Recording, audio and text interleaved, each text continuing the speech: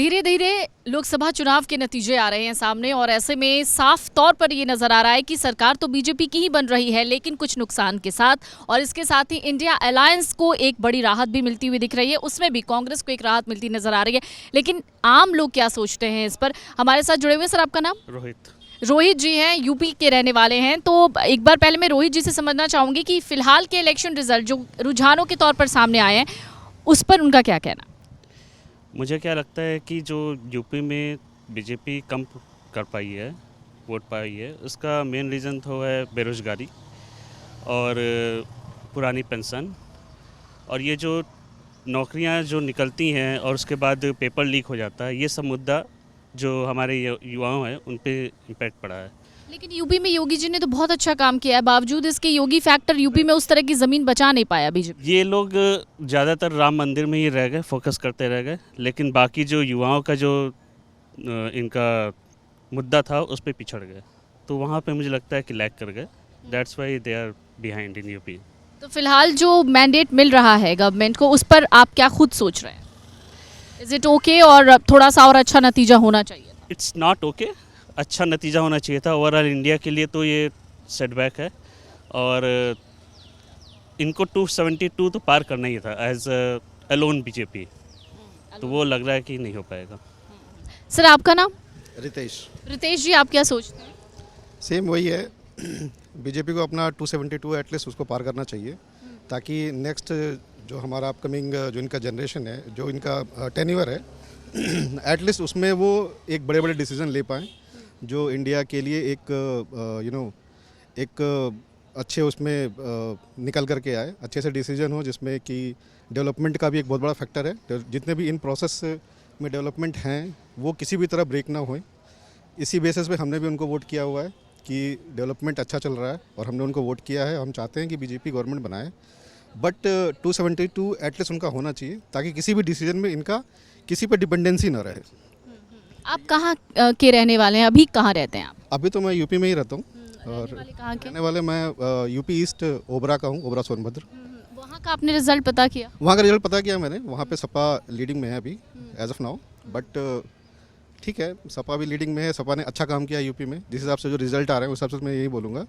कहीं ना कहीं बीजेपी यूपी में फेल हुई है, जिसका रिजल्ट हम सबको देखना पड़ रहा है और इसका सीधा इम्पैक्ट जो है वो 272 पे दिख रहा है। एक कोई वजह जिसकी वजह से ऐसा लगता हो आपको कि इस वजह से बीजेपी फेल हुई है, कोई एक ऐसी वजह जो बहुत प्राइमर वजह है? एक तो मुझे यही लग रहा है कि बीजेपी थोड़ा सा राम मंदिर वगैरह पे ज़्यादा फोकस किया उन्होंने। युवाओं के लिए उन्होंने थोड़ा रोज़गार का जो मैटर है उसमें उन्होंने ज़्यादा फोकस नहीं किया। एज ऑफ नाउ देखा जाए तो यूपी में जो युवा वर्ग है वो बहुत ज़्यादा है और कहीं ना कहीं उनको एक रोज़गार की ज़रूरत है। वो उनको प्रॉपर तरीके से उस पर कोई भी एक्शन प्लान उनका दिखा नहीं है, जिसकी वजह से ये फैक्टर आया है कि यूपी में इनकी कम सीटें आ रही हैं। अच्छा, बीजेपी सरकार बना रही है, लेकिन फिर भी एज अ कॉमन मैन, और आप टैक्स भी देते हैं, आपकी हर तरीके से भागीदारी है इस देश को आगे बढ़ाने में, तो आप खुद बीजेपी गवर्नमेंट को किस तरीके की एडवाइस देना चाहेंगे कि किन किन चीज़ों पर गवर्नमेंट को इस वक्त काम करना चाहिए आने वाले दिनों में? ठीक है, अगर हम टैक्स की बात करें तो tax is okay from salaried person and, लेकिन टैक्स के दायरे में और भी लोगों को लाना चाहिए बीजेपी को। वो मुझे लगता है कि बीजेपी एज ए गवर्नमेंट कर सकती थी, और जब वो बाकी और दायरे में आएंगे टैक्स के, तो चांसेस हैं कि जो सैलरीड पर्सन का टैक्स स्लैब है वो उसमें कमी आ सकती है। तो that is the one thing which I can see. आप सोचते हैं कि अभी बेरोजगारी है? बेरोज़गारी तो है। कैसे कैसे महसूस कर रहे हैं आप इस चीज़ को, क्योंकि आप खुद एक नौकरी पेशा हैं, तो आप खुद महसूस कैसे कर रहे हैं? हाँ, क्योंकि जो युवा वर्ग है, मैं भी अभी गया था, इलाहाबाद गया था, तो वहाँ पे मैं देखा कि मेरे मोहल्ले वाले में भी काफ़ी लोग बेरोज़गार हैं जो कुछ छोटा मोटा काम कहीं ना कहीं से कर रहे हैं, लेकिन नॉट कंप्लीट अर्निंग नहीं है उनकी, एक फिक्स अर्निंग नहीं हो पा रही है, तो वो बेरोज़गार ही काइंड ऑफ थिंग है। लेकिन जब ये सवाल सत्ता पक्ष से भी पूछा जाता है या उनके समर्थकों से पूछा जाता है, तो उनका ये जवाब होता है कि स्किल होगा तो रोज़गार ज़रूर मिलेगा, स्किल ही नहीं है आप में तो रोज़गार कहाँ से मिलेगा? हाँ, स्किल के लिए स्किल तो प्रोवाइड करना पड़ेगा गवर्नमेंट को ना, उनको युवाओं को लाना पड़ेगा, स्किल जो ट्रेनिंग होती है उसमें, और उसमें ट्रेनिंग देनी पड़ेगी, उसके बाद ही वो स्किलफुल युवा बनेगा। जब स्किलफुल युवा बनेगा तो उसको रोज़गार मिलेगा। अभी उसके लिए एक कारण और है कि यूपी के अंदर भी उनको इंडस्ट्री टाइप के, जो अदर देन नोएडा, बाकी जगह भी यूपी में जैसे इलाहाबाद हो गया, लखनऊ हो गया, कानपुर हो गया, अयोध्या में तो स्टार्ट किया है इन्होंने। इस तरह से रोज़गार और पैदा करना पड़ेगा जो इंडस्ट्री से ही आएगा। बीजेपी गवर्नमेंट को 10 से कितना नंबर देना चाहेंगे आप? 10 में से? एज ऑफ नाउ जो इलेक्शन के रिजल्ट आ रहे हैं 10 में से मैं 8 नंबर उनको देना चाहता हूँ। 10 में से 8। आप? 10 एज पर रिजल्ट तो 7 ही दूंगा, लेकिन 8-9 में जाती है। सर आप नंबर बता दीजिए, आप भले कुछ बोलेंगे नहीं लेकिन नंबर बता दीजिए। 10 में से आप कितना नंबर बीजेपी गवर्नमेंट को देना चाहिए? 10 में से 10। 10 में से 10। क्यों, वजह क्या है? अब वजह भी बता दीजिए। हमने देखा है जो कंस्ट्रक्शंस हुई हैं, रोड बनी है, ये 7 साल पहले बिल्कुल भी नहीं थी। और मैं बहुत हैप्पी हूँ। यहाँ से मेरा घर देहरादून में है, उत्तराखंड में। उत्तराखंड में हम बीजेपी जीत रही है। तो यहाँ से जाने में मुझको फर्स्ट टाइम जब मैं गया था अपनी गाड़ी से तो मुझे 8 घंटे लगे थे, और आज मैं वो 2.5-3 घंटे में कवर कर लेता हूँ। Not only for Dehradun route, everywhere we go हमको हमेशा हर जगह कंस्ट्रक्शन, रोड साइड सब मिलती है। डेवलपमेंट लेवल पे तो बहुत ज़्यादा डेवलपमेंट हो रहा है। जॉब को कह सकते हैं कि जॉब थोड़ा कम है, लेकिन उसके ऊपर भी काम चल रहा है, लेकिन पता नहीं, डोंट नो कि क्या कमी रह गई है। अच्छा, उत्तराखंड से सबसे ज़्यादा जो यूथ हैं वो आर्मी की ओर जाते हैं। अग्निवीर योजना का बहुत बड़ा प्रभाव पड़ा है इस बार बीजेपी गवर्नमेंट पर, उस पर आप खुद क्या सोचना चाहते हैं? हम भी सोच रहे थे कि कुछ फ़र्क पड़ेगा, लेकिन एज़ पर द रिज़ल्ट, जो लास्ट टाइम का रिज़ल्ट था उसी के हिसाब से भी इस टाइम भी वोट पड़े हैं, और बीजेपी फुल बहुमत से क्लीन स्वीप किया उन्होंने वहाँ पे।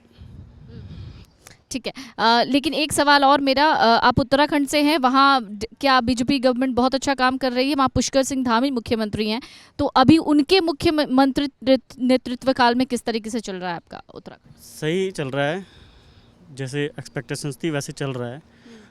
ऊपर नीचे तो रहता है, और वो टोटली डिपेंड करता है वो नेक्स्ट इलेक्शन में क्या डिपेंड है।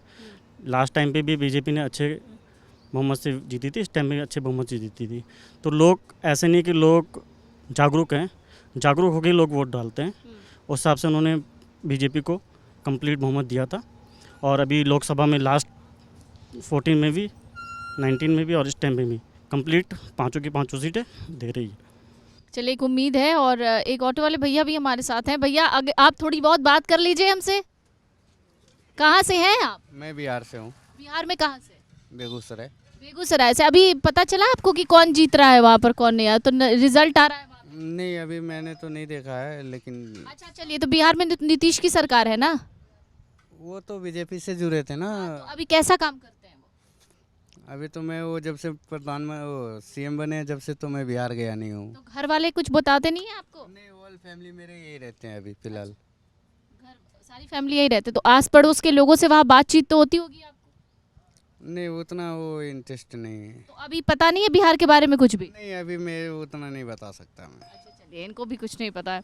तो कुछ और भी लोग हैं, हम एक बार उनसे भी बातचीत करने की कोशिश करते हैं, क्योंकि छोटे छोटे रोजगार ही सही, लेकिन लोग अपना काम करते रहते हैं। तो एक बार बात करने की कोशिश करते हैं कुछ लोगों से।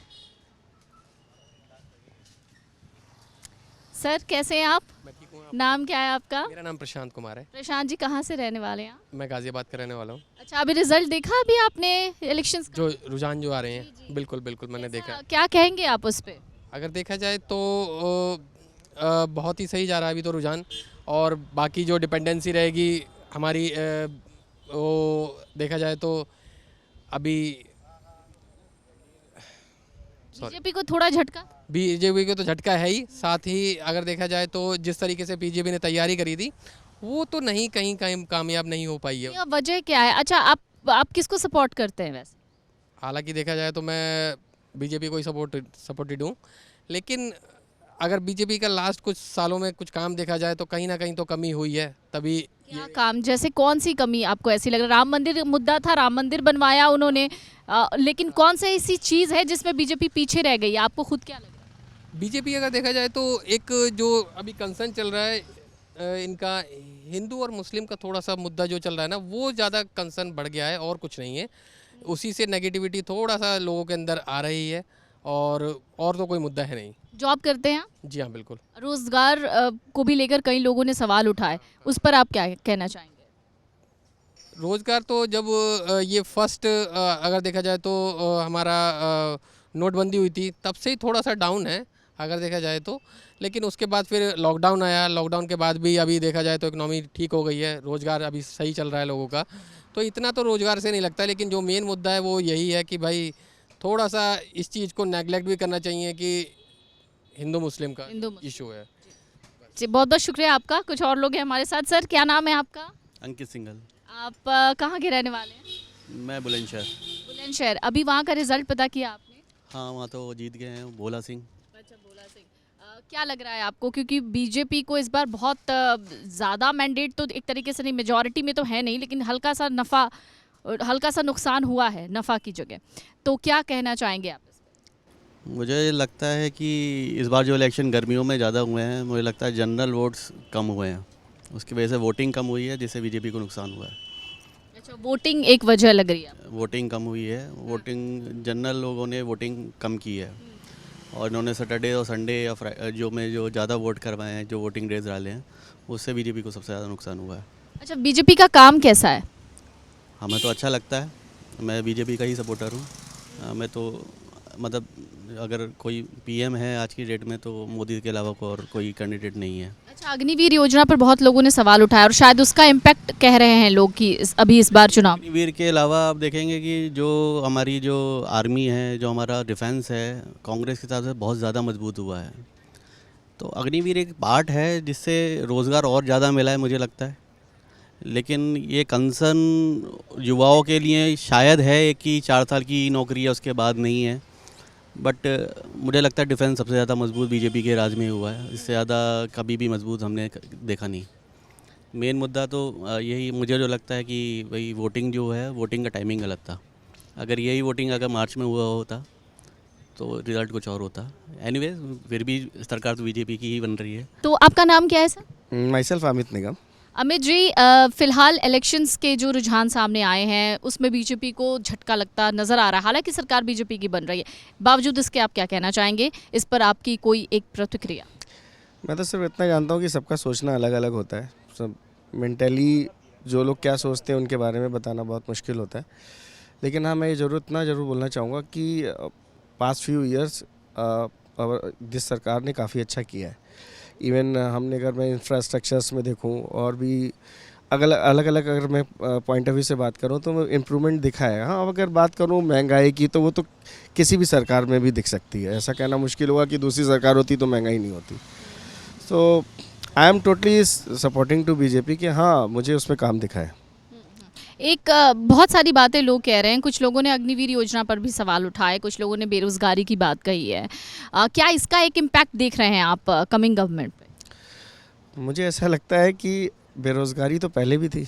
ऐसा तो नहीं था कि जब दूसरी सरकार थी तो बेरोज़गारी उस समय नहीं थी, बेरोज़गारी तब भी थी और आज भी। और मुझे लगता नहीं कि बेरोज़गारी एकदम से कभी ख़त्म हो सकती है।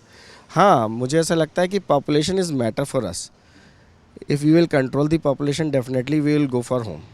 मुझे ऐसा लगता है कि अगर पॉपुलेशंस पे हम कंट्रोल करें तो डेफिनेटली कहीं ना कहीं जो रोज़गार, बेरोज़गारी, ये सब इश्यूज़ चल रहे हैं उस पर काफ़ी हद तक कंट्रोल पाया जाएगा।